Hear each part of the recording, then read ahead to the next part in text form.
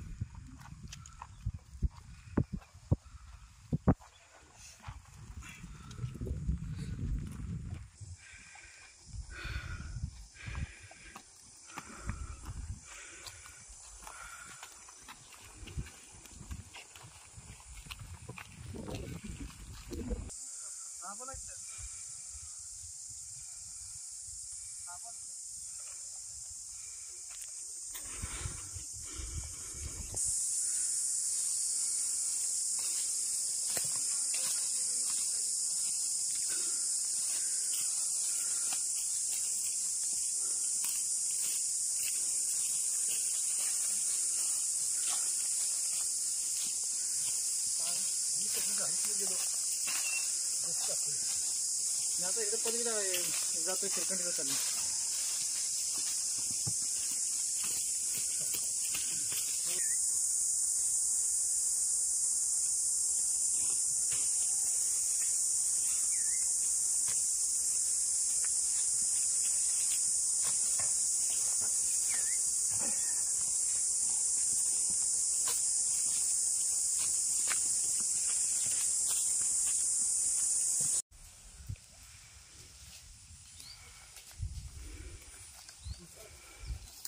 Final वाढीत sir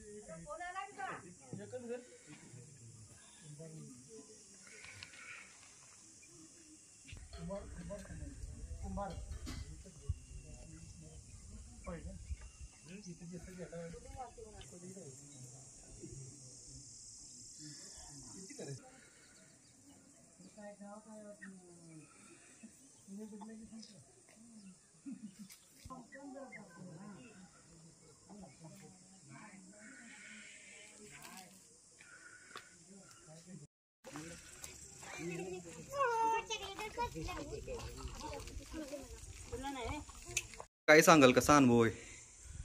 लोकसभेच्या रणसंग्रामामध्ये या लोकशाहीच्या उत्सवाचे मानकरी म्हणून आम्ही या अतिदुर्गम भागामध्ये इलेक्शन ड्युटी बजावण्यासाठी आलेलो आहोत.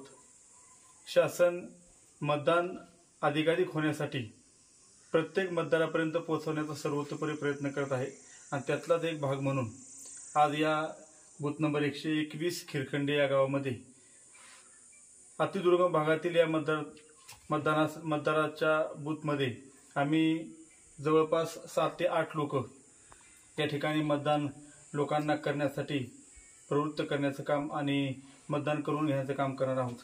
शासन ज्या अर्थी लोकशाही टिकवण्याचा प्रयत्न करते त्या अर्थी आपण सुद्धा 100% मतदान करून लोकशाही जागृत ठेवली पाहिजे आणि टिकवली पाहिजे असं आमचं मत आहे.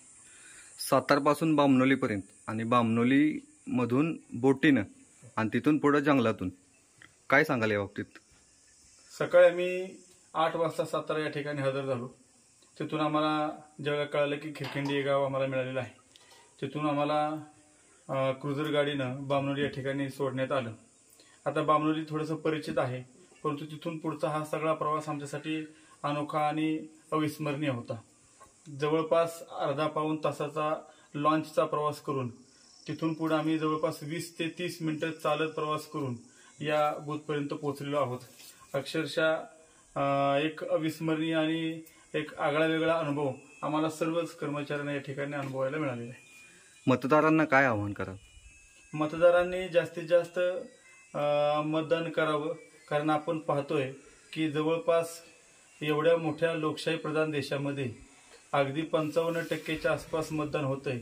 म्हणजे जवळपास 45% लोक मतदान करत नाहीत आणि आपण लोकशाही प्रधान देशामध्ये जगत आहोत.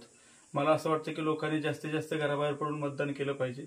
मतदान दिवस हा सुट्टीचा दिवस न घालवता मतदान केलं पाहिजे आणि लोकशाही जागृत ठेवली पाहिजे, टिकवली पाहिजे, तरच आपलं भवितव्य उज्ज्वल आहे.